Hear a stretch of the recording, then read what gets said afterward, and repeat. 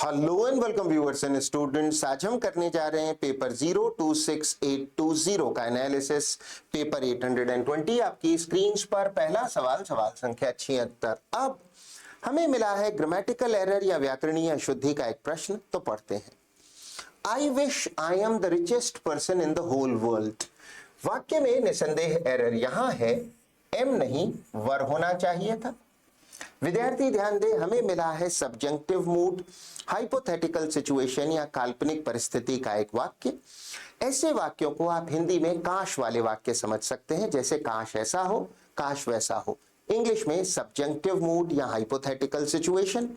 ऐसे वाक्यों में हम वर्ब की सेकंड या पास्ट फॉर्म का इस्तेमाल करते हैं और परंपरागत अंग्रेजी में वर्ब बीई बी की पास्ट या सेकंड फॉर्म ऐसे वाक्यों में वर ही लेते हैं। तो करेक्शन के बाद वाक्य पढ़ा जाएगा, I wish I were the richest person in the whole world. वाक्य के जिस खंड में करेक्शन है वो है खंड ए, यही हमारा आंसर होगा। आगे बढ़ते हुए सवाल संख्या 77, फिर से वही निर्देश है, तो पढ़ते हैं। She is confident to win the gold medal this time. She is confident to win नहीं, she is confident of winning. विद्यार्थी ध्यान दें, कॉन्फिडेंट का प्रेपोजिशन ऑफ है और उसके साथ हमें आईएनजी फॉर्म या जेरेंट का इस्तेमाल करना होगा। करेक्शन के बाद वाक्य पढ़ा जाएगा, she is confident of winning the gold medal this time. वैकल्पिक तौर पर हम एक नाउन क्लॉज का भी इस्तेमाल कर सकते हैं, तब वाक्य होगा, she is confident that she will win the gold medal this time. हर परिस्थिति में हमारा करेक्शन खंड बी में ही है, यही हमारा आंसर होगा। वाक्य बन गया, she is confident of winning the gold medal this time. आगे बढ़ते हुए सवाल संख्या 78, अब की बार मिला है फिल इन द ब्लैंक का एक प्रश्न, तो पढ़ते हैं। The new India that Nehru led called itself a sovereign dash democratic republic. विद्यार्थी ध्यान दें, न्यू इंडिया का अर्थ है नया भारत, दैट नेहरू लेड जिसका नेतृत्व नेहरू जी ने किया, कॉल्ड इटसेल्फ उस भारत ने खुद को पुकारा अर्थात जाना गया। किस रूप में? अ सॉवरेन संप्रभु अर्थात पूरी तरह से स्वतंत्र, सोशलिस्ट समाजवादी, संप्रभु सोशलिस्ट हुआ समाजवादी, डेमोक्रेटिक रिपब्लिक लोकतांत्रिक गणराज्य। तो फिर ऐसा भारत जो नेहरू जी के नेतृत्व में आया, वो भारत खुद को पुकारता था या दुनिया में जाना जाता था एक सॉवरेन सोशलिस्ट डेमोक्रेटिक रिपब्लिक के रूप में, एक संप्रभु समाजवादी लोकतांत्रिक गणराज्य के रूप में। अन्य ऑप्शंस को कभी इग्नोर न करें, तो उन पर भी एक नजर कर लेते हैं। कम्युनल ऑप्शन ए का अर्थ है सांप्रदायिक, ऑप्शन बी सोशलिज्म का अर्थ है समाजवाद। विद्यार्थी ध्यान दें, यहां हमें सोशलिस्ट चाहिए जो कि एक एडजेक्टिव है, ना कि नाउन सोशलिज्म। और अंतिम ऑप्शन सी पॉपुलिस्ट एक बेहतरीन शब्द है जिसका अर्थ होता है लोक लुभावन। ऐसी नीतियां, ऐसे प्रावधान तो जो कि जनता को प्रसन्न करने के लिए लिए जाते हैं, ऐसे प्रावधानों, ऐसी नीतियों को कहा जाता है पॉपुलिस्ट मेजर्स या पॉपुलिस्ट पॉलिसीज, हिंदी में लोक लुभावन। हमारा आंसर यद्यपि ऑप्शन बी सोशलिस्ट ही रहेगा। आगे बढ़ते हुए सवाल संख्या 79, एक बार फिर से फिल इन द ब्लैंक का प्रश्न है, तो पढ़ते हैं। Dash you work hard you won't be able to clear even the preliminary examination. Preliminary का अर्थ है प्रारंभिक या शुरुआती, एग्जामिनेशन है परीक्षा, वर्क हार्ड का अर्थ है परिश्रम करना, वोंट बी एबल सफल नहीं हो पाओगे। निसंदेह हमारा आंसर अवेलेबल ऑप्शंस में मात्र ऑप्शन सी ही हो सकता है, अनलेस जिसका अर्थ है यदि नहीं। वाक्य में से लगाकर वाक्य को पुनः पढ़ते हैं। अनलेस यू वर्क हार्ड, यदि तुम परिश्रम नहीं करोगे, मेहनत नहीं करोगे, यू वोंट बी एबल तो तुम नहीं सक्षम हो पाओगे, सफल नहीं हो पाओगे, किसमें? To clear even the preliminary examination. तो फिर आप प्रारंभिक परीक्षा को भी पास नहीं कर पाओगे। विद्यार्थी ध्यान दें, अनलेस का अर्थ है यदि नहीं, और ये किसी शर्त को बताने के लिए प्रयोग में किया जाने वाला कंजंक्शन है। अन्य ऑप्शंस पर एक नजर कर लेते हैं। इफ का अर्थ है यदि, अंटिल एक आकर्षक ऑप्शन हो सकता है। विद्यार्थी ध्यान दें, अंटिल का अर्थ है जब तक कि नहीं, किंतु अंटिल समय संबंधी शर्तों को बताने के लिए काम में लिया जाने वाला कंजंक्शन है, जबकि अन्य शर्तों के लिए अनलेस। लेस्ट एक बहुत अच्छा ऑप्शन है। विद्यार्थी ध्यान दें, लेस्ट का अर्थ होता है ऐसा न हो कि, जैसे वॉक स्लोली धीमे चलो, लेस्ट यू शुड फॉल कहीं तुम गिर ना जाओ। हमारा आंसर ऑप्शन सी अनलेस यदि नहीं ही रहेगा। आगे बढ़ते हुए सवाल संख्या 80, अब की बार निर्देश है प्रश्न शब्द का सिनोनिम या पर्यायवाची बताएं, तो पढ़ते हैं। क्वेश्चन वर्ड है ब्रवाडो। ब्रवाडो का अर्थ होता है झूठी बहादुरी या झूठी बहादुरी का ड्रामा अथवा डींग, तो झूठी बहादुरी का प्रदर्शन। इंग्लिश में इसके लिए बेहतरीन सिनोनिम हो सकता है स्वैगर। अवेलेबल ऑप्शंस में निसंदेह हमारा आंसर ऑप्शन बी होगा। ब्लस्टर का अर्थ भी वही है, झूठी बहादुरी या झूठी बहादुरी का प्रदर्शन। अन्य ऑप्शंस में ऑप्शन ए कमोशन का अर्थ है कोलाहल, हंगामा या हलचल, कोहराम। प्रिटेंस का अर्थ होता है आडंबर या दिखावा, झूठा प्रदर्शन। और कंप्लेंट का अर्थ है शिकायत। विद्यार्थी ध्यान दें, प्रिटेंस दिखावा है, झूठी बहादुरी का दिखावा नहीं, किसी भी प्रकार का दिखावा। हमारा आंसर यद्यपि ऑप्शन डी ब्लस्टर ही रहेगा। आगे बढ़ते हुए सवाल संख्या 81, फिर से वही निर्देश है, सिनोनिम बताएं, तो पढ़ते हैं। क्वेश्चन वर्ड है डिसग्रंटल्ड, जिसका अर्थ होता है नाराज या असंतुष्ट। अगर आप किसी सिचुएशन या किसी व्यक्ति से नाराज हैं, फ्रस्ट्रेटेड हैं, डिससेटिस्फाइड हैं, तो आप हैं डिसग्रंटल्ड। हमारा आंसर बेशक ऑप्शन बी ही हो सकता है। शब्द डिससेटिस्फाइड का अर्थ है असंतुष्ट, नाराज। अन्य ऑप्शंस में राउडी एक बहुत अच्छा शब्द है जिसका अर्थ है उपद्रवी अथवा उपद्रवी व्यक्ति। ये शब्द एक नाउन और एडजेक्टिव दोनों है, तो उपद्रवी या उपद्रवी व्यक्ति। कंपल्सरी का अर्थ आप जानते हैं अनिवार्य या जरूरी, और प्लीज्ड का अर्थ है प्रसन्न। हमारा आंसर ऑप्शन बी ही रहेगा। आगे बढ़ते हुए सवाल संख्या 82, अब की बार निर्देश है प्रश्न शब्द का एंटोनिम या विलोम शब्द बताएं, तो पढ़ते हैं। प्रश्न शब्द है गैरिलस, जिसका अर्थ होता है बातूनी या वाचाल, इंग्लिश में लक्वेशियस। हमें चाहिए शब्द गैरिलस या बातूनी का एंटोनिम। निसंदेह हमारा आंसर ऑप्शन ए ही हो सकता है। शब्द टेसिटर्न का अर्थ है मितभाषी, अल्पभाषी या कम बोलने वाला, इंग्लिश में रेटिसेंट। अन्य ऑप्शंस में ऑप्शन बी गॉन्ट का अर्थ होता है बहुत पतला या मरियल, बहुत कमजोर शरीर का, इंग्लिश में इमैसिएटेड। ऑप्शन सी वर्बोस का अर्थ होता है शब्दों से भरा या शब्द रंजित, इंग्लिश में वर्डी या प्रोलिक्स, शब्दों से भरा। किसी लिखाई में बहुत शब्दों का प्रयोग किया गया हो तो वर्बोस हुई। किसी बात को कहने में बहुत से शब्दों का प्रयोग किया गया हो तो वो भी बात वर्बोस हुई, इंग्लिश में वर्डी या प्रोलिक्स। और सीरियस आप जानते हैं गंभीर। हमारा आंसर अलबत्ता ऑप्शन ए ही रहेगा, क्योंकि गैरिलस बातूनी का विलोम शब्द है टेसिटर्न, मितभाषी या कम बोलने वाला। आगे बढ़ते हुए सवाल संख्या 83, फिर से वही निर्देश है विलोम शब्द बताएं, तो पढ़ते हैं। प्रश्न शब्द है फर्वेंट, जिसका अर्थ होता है उत्साही या जोशीला। अगर आपके मन में किसी चीज को लेकर बहुत उत्साह, जोश है, तो आप उस कॉज को, उस उद्देश्य को लेकर फर्वेंट है। जैसे आप फर्वेंट सपोर्टर हो सकते हैं किसी फिलॉसफी आदि के। हमारा आंसर होगा ऑप्शन डी डिस्पैशनेट। डिस्पैशनेट का अर्थ है तटस्थ, शांत चित्त वाला, जो किसी चीज को लेकर उसका कोई विशेष झुकाव या उत्साह नहीं है। अगर आप डिस्पैशनेट है तो आप इस पक्ष और उस पक्ष को लेकर बिल्कुल निष्पक्ष हैं, तटस्थ हैं। आपका उत्साह दोनों में से किसी और नहीं है, तो निष्पक्ष या एकदम शांत, जो न इधर उत्साहित है न उधर। अन्य ऑप्शंस में ऑप्शन ए कंपैशनेट का अर्थ होता है दयालु, काइंड या सिंपैथेटिक, तो सहानुभूति रखने वाला या दयालु। डिसेंट आप जानते हैं शालीन, और पार्शियल का अर्थ है पक्षपाती। हमारा आंसर ऑप्शन डी डिस्पैशनेट ही रहेगा। आगे बढ़ते हुए सवाल संख्या 84, निर्देश है दी गई इडियम या मुहावरे का अर्थ बताएं, तो पढ़ते हैं। इडियम है चैप्टर एंड वर्स। विद्यार्थी ध्यान दें, चैप्टर एंड वर्स एक मुहावरा है जिसका अर्थ होता है सटीक या पूर्ण जानकारी। If somebody gives you chapter and verse on a topic, वो आदमी आपको उस विषय टॉपिक पर पूरी विस्तृत जानकारी देता है। हमारा आंसर होगा option a full and precise reference, पूर्ण और सटीक संदर्भ या जानकारी। अन्य ऑप्शंस पर एक नजर कर लेते हैं। स्ट्रेट फॉरवर्ड का अर्थ है सीधा साधा, ऑनेस्ट, डायरेक्ट, निष्कपट, तो बिल्कुल सीधा साधा हो, निष्कपट हो, मन से ईमानदार हो तो स्ट्रेट फॉरवर्ड, इंग्लिश में ऑनेस्ट, डायरेक्ट या फोर्थराइट। स्ट्रिक्ट स्टाइल ऑफ रूलिंग, शासन करने की कोई सख्त शैली, बिल्कुल नहीं। अ सोर्स ऑफ डिसकंटेंटमेंट, विद्यार्थी ध्यान दें, शब्द डिसकंटेंटमेंट का अर्थ है असंतोष, असंतोष का स्रोत, बिल्कुल नहीं। हमारा आंसर ऑप्शन ए ही रहेगा।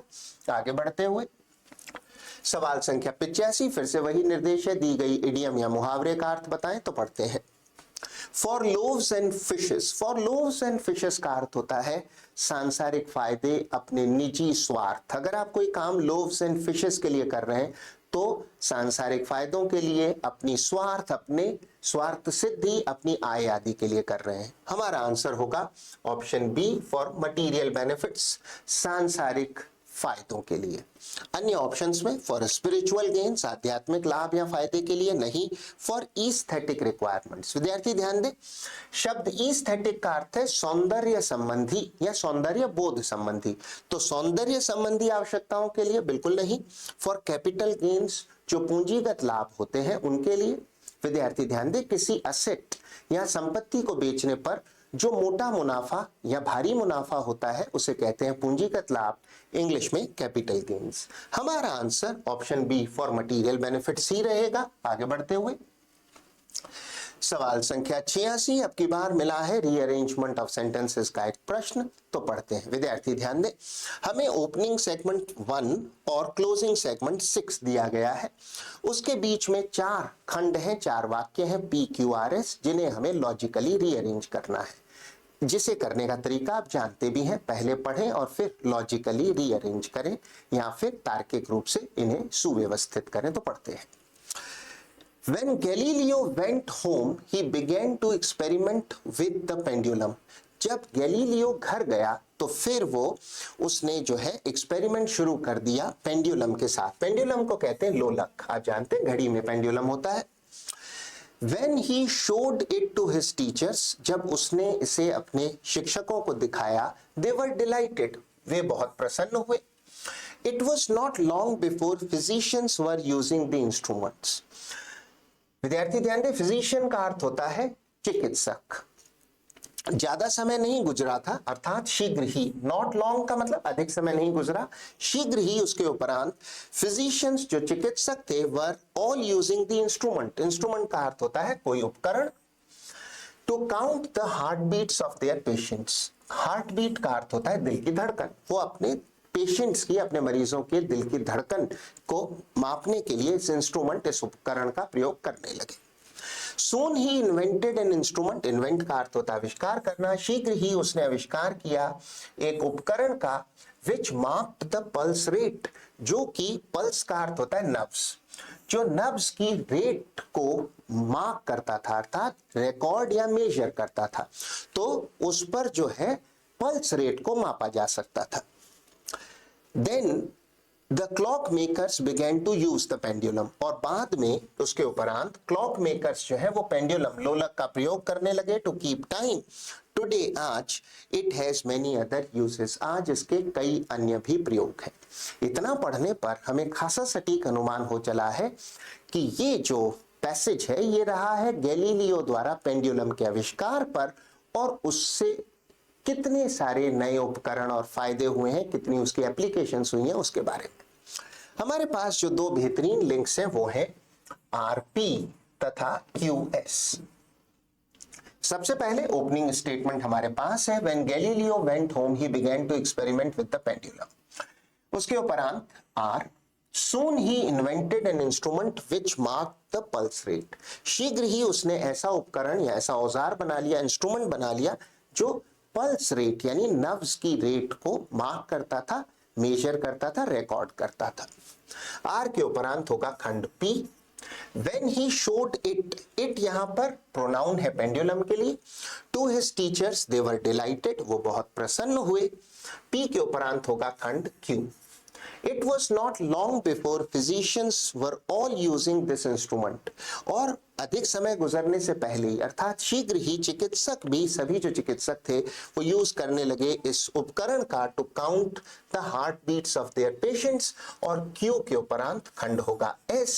देन, पहले ये फिजिशियंस ने किया, बाद में क्लॉक मेकर्स जो घड़ी के निर्माता थे या घड़ी निर्माता कंपनियां थी, बिगेन टू यूज, प्रयोग करने लगी पेंडुलम का टू कीप टाइम, समय बताने के लिए। अंतिम खंड मात्र 6 ही हो सकता है। Today it has many other uses, आज इसके अर्थात पेंडुलम के कई अन्य प्रयोग हैं। हमारा आंसर वो ऑप्शन होगा जो हमें देता हो सबसे पहले सेगमेंट आर, फिर पी और उसके उपरांत क्यू तथा एस। हमारा answer option D R P Q S ही हो सकता है। आगे बढ़ते हुए सवाल संख्या 87, निर्देश है वाक्य में एक अंडरलाइन सेगमेंट या रेखांकित खंड है। हमारा आंसर वो ऑप्शन होगा जो इसे सही ऑप्शन से रिप्लेस करता हो। तो पढ़ते हैं, after the letter reached me I shall know the result. विद्यार्थी ध्यान दें, जो मेन क्लॉज या मुख्य खंड है वो है फ्यूचर टेंस में, आई शेल नो द रिजल्ट। नियम है फ्यूचर क्लॉज, अगर कोई मेन क्लॉज हो जो फ्यूचर टेंस में लिखा हो तो ऐसे फ्यूचर टेंस के क्लॉज पर डिपेंडेंट जो क्लॉज होता है, आधारित जो क्लॉज होता है, वो स्वयं प्रेजेंट टेंस में होता है। तो ये वाक्य होना चाहिए था आफ्टर द लेटर रीच्ड, नहीं रीचेस मी। फ्यूचर टेंस पर आधारित या डिपेंडेंट क्लॉज स्वयं प्रेजेंट टेंस में होगा। हमारा आंसर होगा option A, after the letter reaches. Correction के बाद वाक्य को एक बार पुनः पढ़ लेते हैं। After the letter reaches me I shall know the result. जब लेटर मुझ तक पहुंचेगा मैं तभी रिजल्ट जान पाऊंगा। डिपेंडेंट क्लॉज प्रेजेंट में, मेन क्लॉज फ्यूचर टेंस में। अन्य ऑप्शंस पर एक नजर कर लेते हैं। After the letter will reach नहीं, रीचेस होना चाहिए था, फ्यूचर नहीं प्रेजेंट टेंस चाहिए। सी कहता है after the letter has been reached, बिल्कुल नहीं, ना प्रेजेंट परफेक्ट चाहिए ना ही पैसिव वॉइस। हमारा आंसर मात्र ऑप्शन ए ही हो सकता है। आगे बढ़ते हुए सवाल संख्या 88, फिर से वही निर्देश है, अंडरलाइन सेगमेंट को रिप्लेस करें सही ऑप्शन से। तो पढ़ते हैं, I have return the library books yesterday. I have return नहीं, आई रिटर्न होना चाहिए था। विद्यार्थी ध्यान दें, यस्टरडे जो कि एक एडवर्ब ऑफ टाइम है, ये समय का मार्कर है। यदि समय का कोई मार्कर जैसे yesterday at 10 o'clock, a few days ago दिया हो तो हम प्रेजेंट परफेक्ट नहीं सिंपल पास्ट टेंस का प्रयोग करते हैं। हमारा आंसर होगा I return, option C. Correction के बाद वाक्य हुआ I return the library books yesterday, मैंने लाइब्रेरी की किताबें कल लौटा दी। अन्य ऑप्शंस में ए कहता है हैड रिटर्न, बिल्कुल नहीं। पास्ट परफेक्ट बिल्कुल नहीं हो सकता। हैव हैड रिटर्न भी नहीं। हमारा आंसर मात्र ऑप्शन सी ही हो सकता है।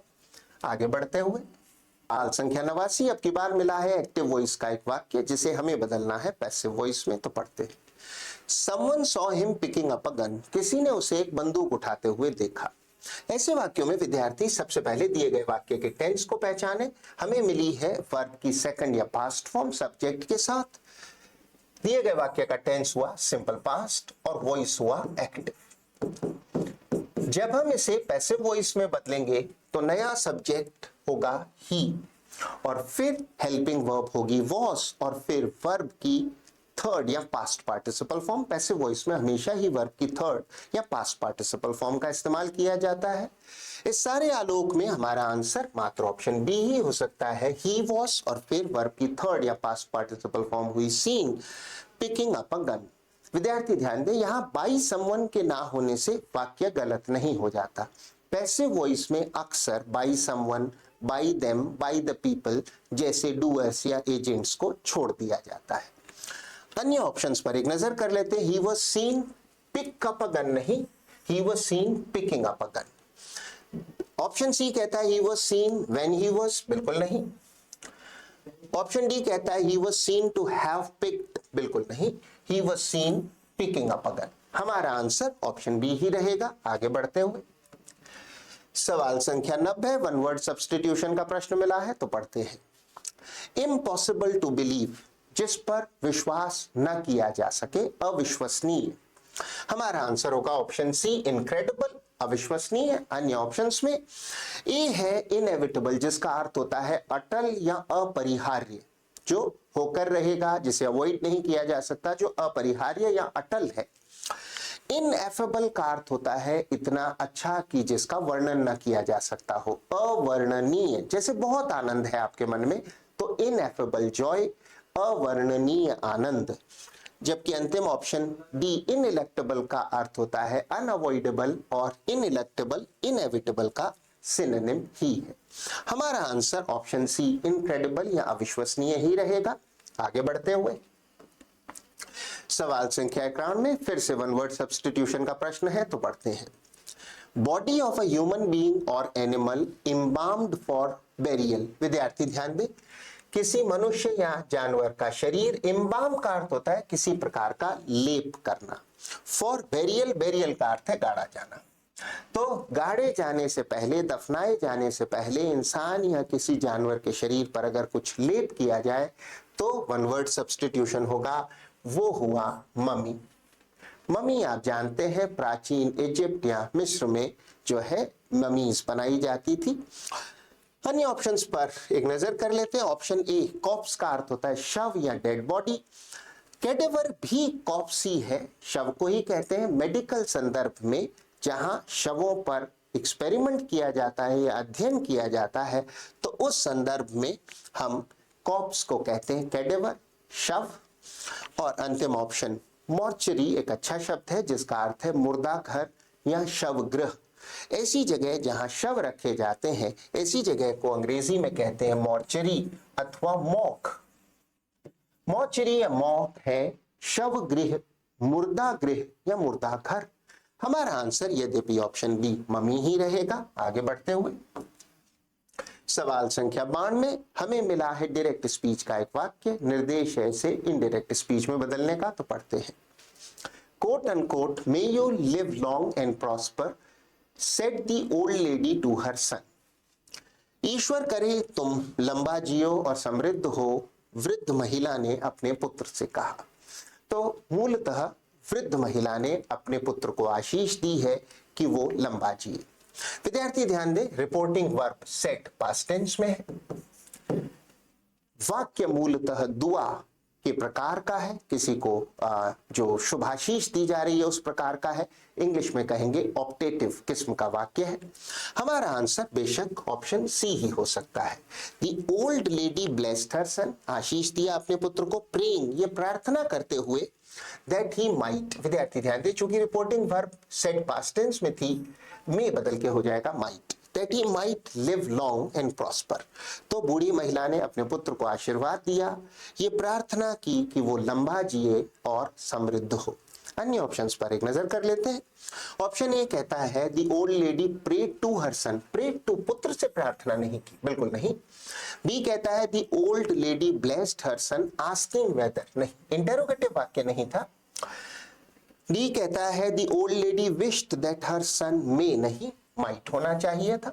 हमारा आंसर मात्र ऑप्शन सी ही हो सकता है। आगे बढ़ते हुए सवाल संख्या 93, निर्देश है करेक्टली स्पेल्ड वर्ड बताएं। हमारा आंसर वो ऑप्शन होगा जिसकी स्पेलिंग पूरी तरह से सही है। बेशक हमारा आंसर ऑप्शन डी ही हो सकता है। विद्यार्थी ध्यान दें, शब्द फेलिसिटी का अर्थ है प्रसन्नता या हैप्पीनेस। अन्य ऑप्शंस में ऑप्शन ए फर्वर की स्पेलिंग में यहां VOUR होना चाहिए था। फर्वर का अर्थ है जोश या उत्साह। एक अन्य दृष्टिकोण से फीवर भी सही स्पेलिंग बनाई जा सकती है। विद्यार्थी ध्यान दें, अगर हम आर हटाएं तो फिर फीवर एक करेक्टली स्पेल्ड वर्ड होगा जिसका अर्थ है बुखार। दूसरे तरीके से जैसे हम पहले ही कर चुके हैं, FER VER की जगह VOUR, फरवर। फरवर का अर्थ होता है उत्साह या जोश। तो स्पेलिंग गलत है, आप इसे फीवर करके ठीक करें या फरवर करके। ऑप्शन बी फेब्राइल की सही स्पेलिंग में यहां ई होना चाहिए था, FEBRILE। फेब्राइल का अर्थ है बुखार से ग्रस्त या फीवरिश, बुखार से प्रभावित, ज्वर से प्रभावित। और फर्वेंट की स्पेलिंग में यहां ए नहीं ई होना चाहिए था। फर्वेंट का अर्थ है उत्साही या जोशीला। हमारा आंसर ऑप्शन डी फेलिसिटी प्रसन्नता ही रहेगा, क्योंकि बाकी सभी शब्दों की स्पेलिंग में कुछ ना कुछ गलत है, कुछ ना कुछ एरर है। आगे बढ़ते हुए अगले 5 प्रश्नों के लिए हमें मिला है एक पैसेज जिसे हम पढ़ेंगे और फिर उसके उपरांत दिए गए वाक्यों सवालों के जवाब देंगे। तो पढ़ते हैं। Speech is a great blessing, वाणी जो है एक बहुत महान वरदान है, but it can also be a great curse, पर यह बड़ा अभिशाप भी हो सकता है, एक श्राप भी हो सकता है। For while it helps us to make our intentions and desires known. Intentions का अर्थ होता है इरादे, desires है इच्छाएं। एक और चूंकि वाणी हमारी मदद करती है हमारे इरादों और इच्छाओं को known लोगों को पता चले, ज्ञात हो, to our fellows हमारे साथियों को, it can also if we use it carelessly. carelessly का अर्थ है लापरवाही से। ये और क्या कर सकती है? अगर हम इसे लापरवाही से प्रयोग करें, make our attitude completely misunderstood.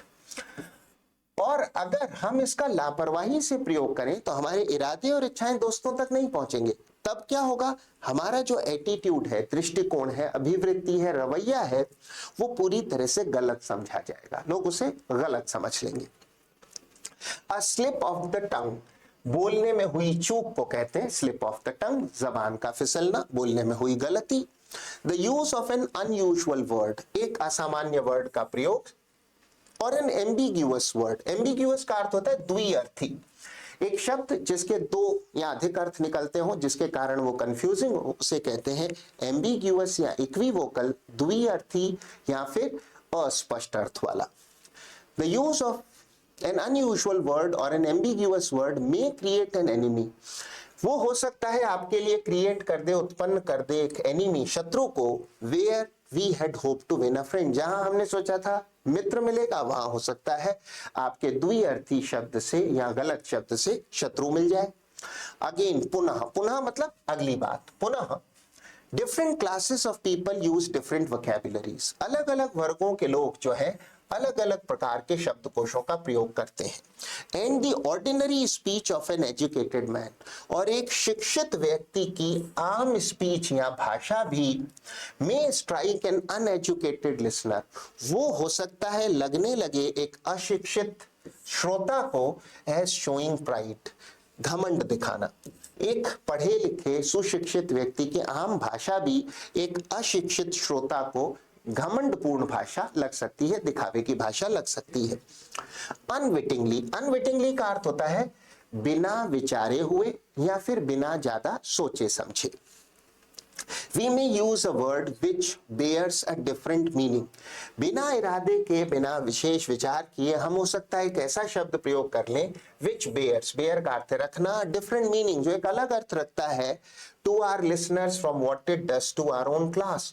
तो हो सकता है इसका अर्थ हमारे श्रोताओं के लिए अलग हो और हमारे क्लास यानी वर्ग के लोगों के लिए अलग ही अर्थ रखता हो। वो जो हमारे श्रोता हैं हो सकता है उसका गलत इंटरप्रिटेशन कर लें या व्याख्या कर लें। Thus, अतः या इस प्रकार, speech is not a gift to be used lightly without thought. विद्यार्थी ध्यान दें, गिफ्ट का अर्थ यहाँ उपहार या फिर प्रतिभा से है, तो कोई किसी प्रकार का टैलेंट। तो जो स्पीच है, वाणी है, वो एक ऐसा उपहार या प्रतिभा नहीं है जिसको आप लाइटली यानी हल्के में प्रयोग करें, लापरवाही से प्रयोग करें, विदाउट थॉट, बिना विचारे, बट वन विच डिमांड्स, लेकिन ये एक ऐसी गिफ्ट है जो मांग करती है केयरफुल हैंडलिंग, बड़ी सावधानी से इसे हैंडल करें। ओनली अ फूल, सिर्फ एक मूर्ख व्यक्ति होगा, will express himself alike to all, alike यानी समान रूप से, एक मूर्ख व्यक्ति ही अपने आप को समान रूप से अभिव्यक्त करेगा सभी के सामने। अब हम इन सवालों को हल कर सकते हैं। पहला प्रश्न है प्रश्न संख्या 94, speech is a great blessing, वाणी एक वरदान हो सकती है if we use it carefully. वाक्य पूरा हुआ, if we use it carefully, वाणी बहुत अच्छा वरदान साबित हो सकती है हम अगर इसे केयरफुली यूज करें। स्पीच ब्लेसिंग है लेकिन कर्स हो सकती है अगर आप लापरवाही से प्रयोग करें। तो निष्कर्ष हुआ अगर सावधानी से प्रयोग करें तो वरदान है। अन्य ऑप्शंस पर एक नजर कर लेते हैं। ए कहता है if we use it indiscriminately, indiscriminately का अर्थ होता है अंधाधुंध, अंधाधुंध प्रयोग करें तब ब्लेसिंग होगी, बिल्कुल नहीं। सी कहता है if we use it to please others, please है प्रसन्न करना, दूसरों को प्रसन्न करने के लिए यूज करें, नहीं। If we use it to play one against the other, play one off against the other होना चाहिए था। Play one off against the other का अर्थ होता है एक व्यक्ति की दूसरे से लड़ाई करवाना, बिल्कुल नहीं। हमारा आंसर ऑप्शन बी ही रहेगा। आगे बढ़ते हुए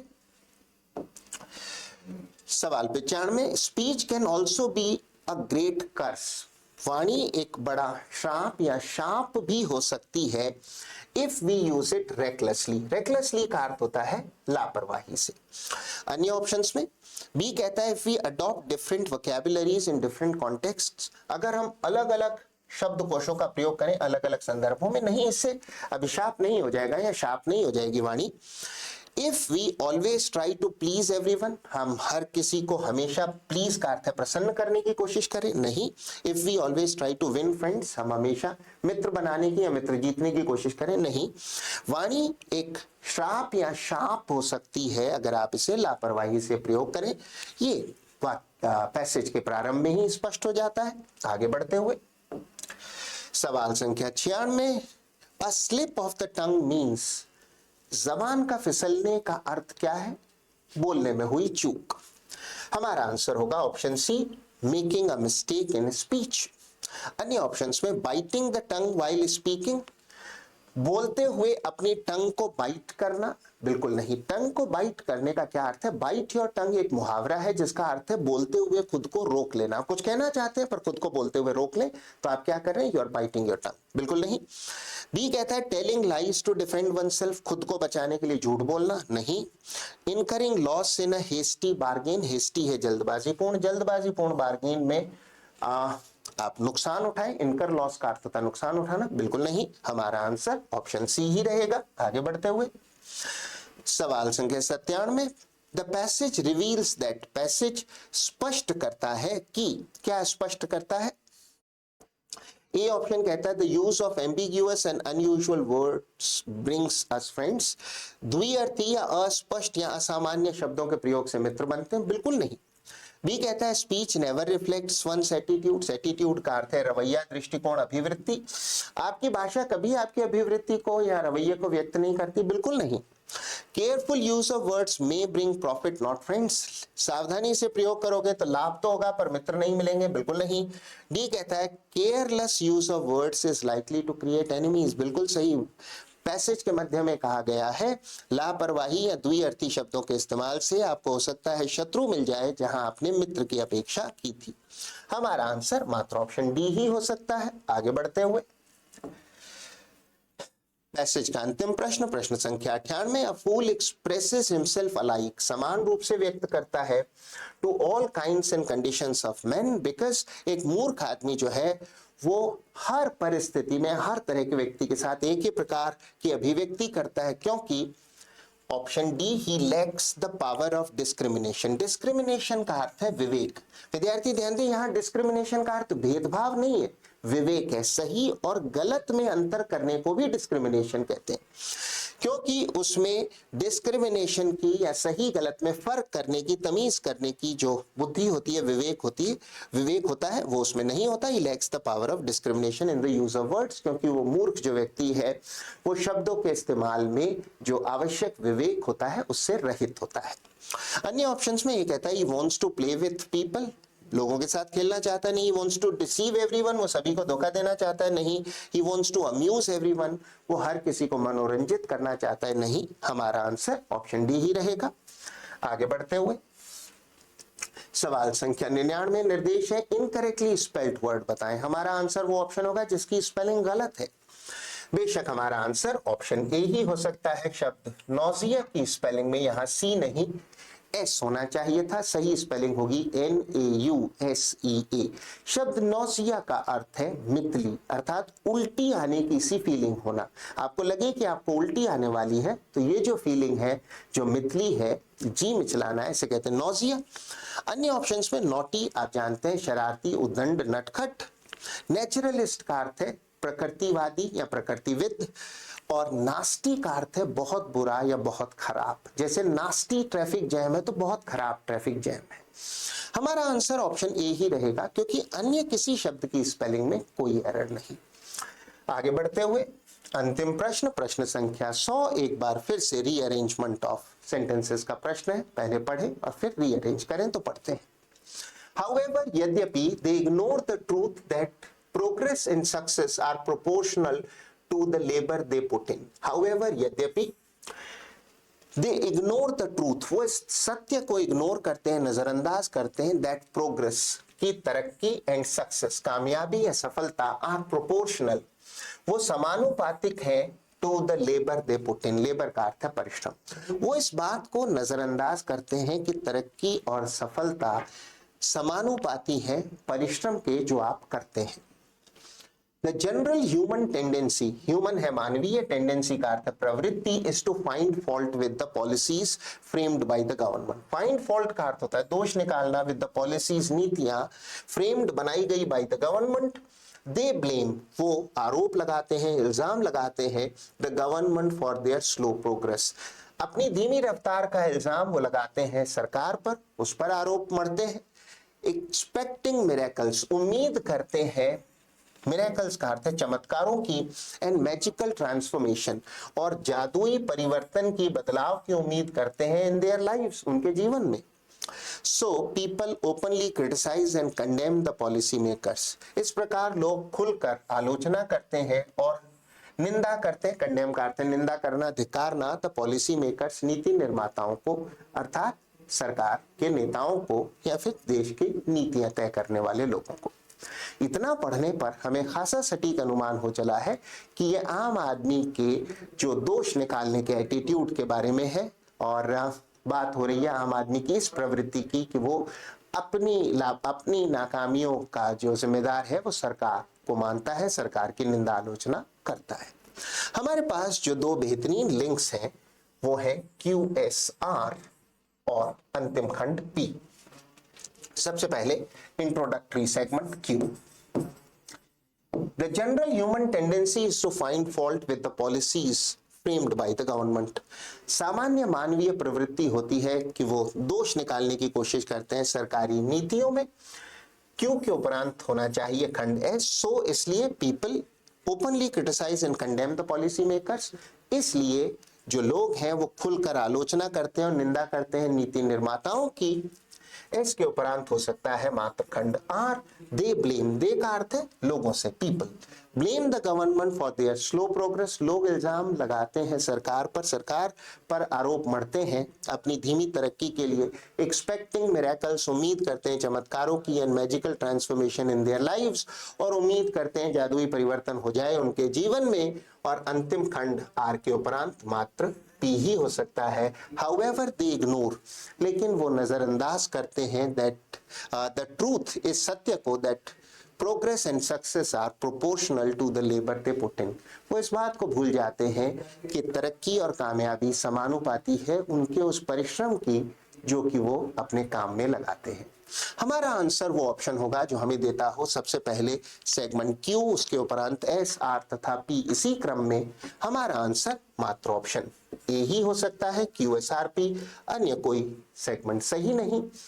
सो ये था आपका एनालिसिस पेपर 820 का। I hope you manage to learn a few things from it. अच्छे असर के लिए वीडियो को फिर से देखें, वीडियो में सिखाए गए नियमों को लिखें, उनका अभ्यास करें, वीडियो में सिखाई गई वोकैबुलरी को लिखें, नोट करें, याद करें, और बहुत बेहतर होगा इन शब्दों, इन इडियम्स का प्रयोग अपने एग्जाम्पल सेंटेंसेस में करें। So keep trying, keep working, keep learning. All the best. Thank you and bye bye.